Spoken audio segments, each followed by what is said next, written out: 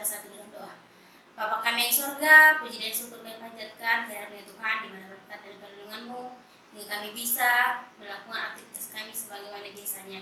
Ya Tuhan, berkati juga Tuhan anak didik kami serta orang tua di rumah Tuhan. Engkau selalu menjaga mereka dimanapun mereka berada. Kami yakin dan percaya bahwa kuasa-Mu akan selalu menyertai kami. Amin. Oke, pembelajaran kita pada hari ini lingkungan dan manfaatnya. Ada yang tahu nggak lingkungan dan manfaatnya ini? Nah, minggu kemarin juga pernah kita bahas tentang manfaat lingkungan. Nah, sekarang kita membahas lingkungan dan manfaatnya. Nah, ini adalah sebuah contoh tentang manfaat lingkungan. Nah, kalau lingkungan kita kotor, berarti kita tidak aman. Nah, maka dari itu, dari contoh ini, dari contoh gambar ini, di sini adalah melakukan kerjasama atau melakukan gotong royong supaya apa?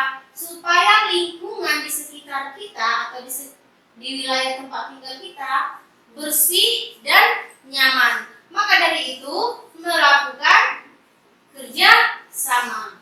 Nah, ini dia.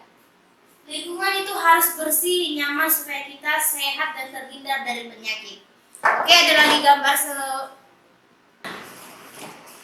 ini juga adalah sebuah gambar lingkungan dan manfaatnya ini. Mereka memanfaatkan lingkungan di tempat kerja ataupun di tempat tinggal mereka. Mereka bisa membersihkan dan menanam tumbuhan ataupun bunga-bunga di dalam lingkungan mereka. Nah, pada saat ini, gambar ini kamu perhatikan, mereka bergotong royong ataupun bekerja sama untuk membersihkan tempat tinggal mereka ataupun sebuah pekerjaan di mana mereka bekerja. Nah, di rumput-rumput ini dibersihkan, jadi mereka melakukan kerja sama. Nah, mereka memanfaatkan lingkungan ataupun di tempat mereka berada. Ini adalah sebuah contoh dari lingkungan dan manfaatnya. Manfaatnya itu apa sih? Manfaat dari lingkungan itu satu, kita bisa menanam pohon, kita bisa menanam sayur, kita juga bisa menanam bunga, ataupun kita bisa bercocok tanam di wilayah tempat tinggal kita boleh. Terus ada juga di sini perajin bambu, perajin tanah liat atau perajin kayu dan perajin kaca. Kamu perhatikan di halaman 67, di situ adalah tuliskan sebuah paragraf berdasarkan gambar sebagai berikut. Nah, kamu sudah tahu belum gambar dari perajin bambu? Ada yang tidak tahu kan? Ini Ibu kasih gambar. Oke.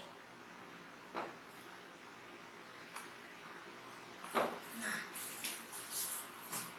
ini adalah bambu. Bambu ini diolah menjadi sebuah bentuk kerajinan tangan.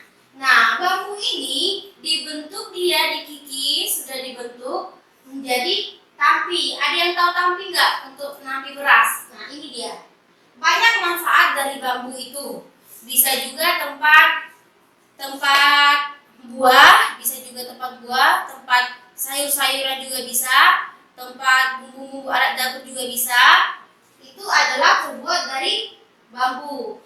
Yang paling bagus juga dari kursi ataupun meja. Jadi nilai jual dari bambu itu juga bagus dia, bukan cuma hanya dijual, tidak, tapi ada nilai jual yang sangat tinggi tergantung dari apa? Dari model tersebut. Itu adalah disebut dengan perajin bambu. Nah, ini dia. Sangat banyak manfaatnya, apapun yang kita pengen. Kita bisa buat tempat tidur juga bisa dari bambu, tapi kita harus membuatnya dengan sebaik mungkin. Terus ada lagi gambar ini.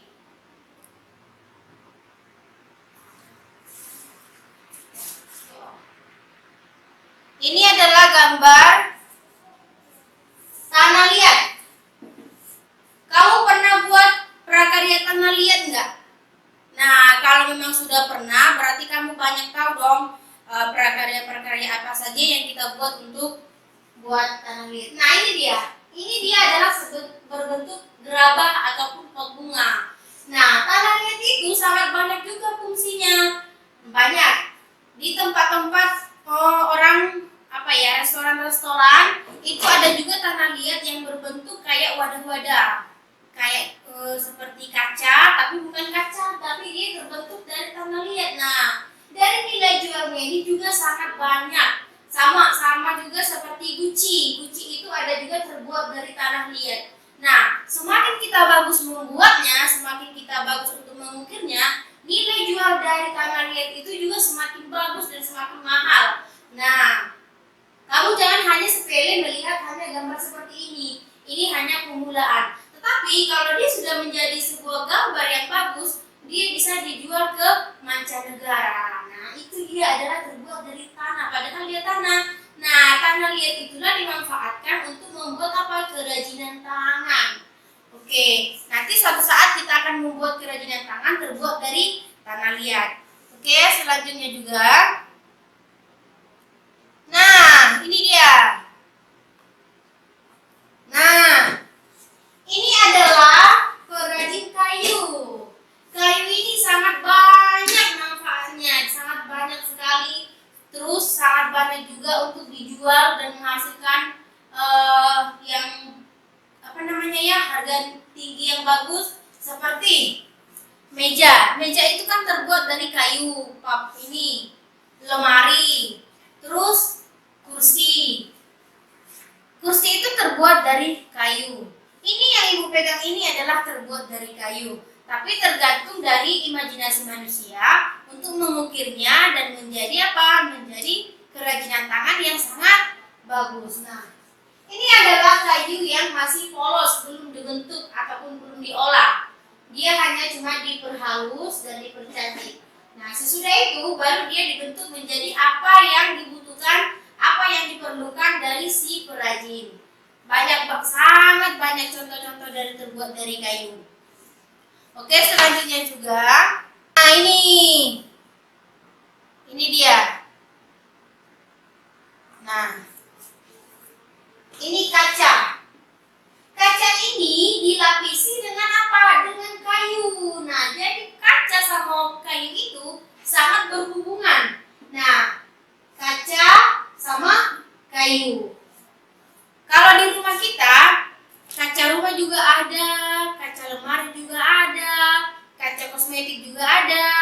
Jadi berbagai kaca itu bisa dibentuk sesuai dengan keinginan kita. Apa yang kita ingin, apa yang kita kreasi bisa dibentuk dalam bentuk barang ataupun benda yang mana yang kita suka. Itu disebut dengan kaca. Nah, piring juga bisa, gelas juga bisa, perabot rumah tangga juga banyak sangat itu kaca yang dibuat oleh perajin. Maka dari itu, manusia itu mempunyai pola pikir yang sangat cerdas supaya dia melakukan sebuah aktivitas yang mereka inginkan. Oke, selanjutnya juga ada ini.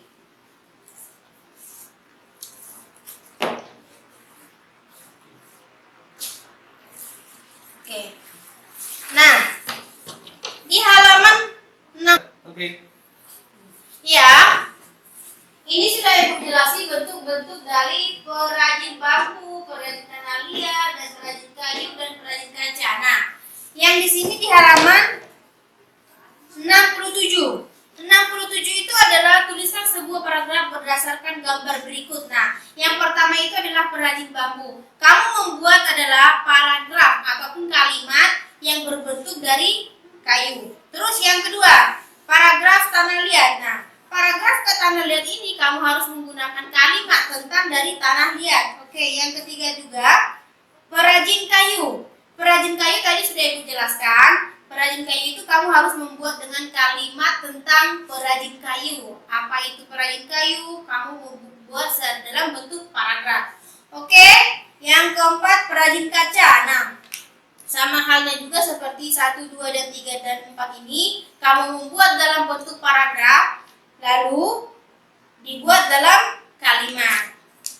Oke, buka halaman 68, aktivitas 2. Di sini juga disebutkan dengan ide pokok berdasarkan gambar. Apa itu ide pokok? Nah, kamu lihat di dalam gambar ini, gambar yang pertama. Kamu lihat kan gambar yang pertama itu adalah anak-anak sedang bermain bola. Nah, kamu membuat ide pokoknya anak-anak sedang bermain bola bersama teman-teman. Itu adalah inti dari sebuah gambar tersebut. Nah, yang kedua juga membuat atau mengerjakan PR, pekerjaan rumah. Kamu membuat dalam bentuk ide pokok. Yang ketiga juga sama halnya seperti 1 dan 2, menyapu halaman dan membersihkan halaman rumah. Kamu membuat dalam bentuk ide pokok. Nah, terus di bawahnya lagi aktivitas 3 ini dalam rangka anggota gerak dan lengan. Ini juga kamu bisa buat kegiatan ataupun tulang yang bergerak. Contohnya, membungkukkan badan. Membungkukkan badan itu seperti apa? Kamu ada di sini contoh. Kamu hanya memindahkan di dalam tabel tersebut. Nah, contohnya sudah ada di atas. Kamu hanya memindahkan ke bawah sesuai perintah yang diminta. Oke? Cukup sekian penjelasan dari Ibu. Kita akhiri dengan doa. Bapa kami yang sorga, puji dan syukur kami panjatkan kehadirat Tuhan, di mana berkat Tuhan hingga penyelesaian tugas kami ini selesai. Kami yakin percaya Tuhan bahwa kuasa-Mu selalu menyertai kami. Termuliakanlah Tuhan namamu sekarang dan selama-lamanya. Amin. Halo.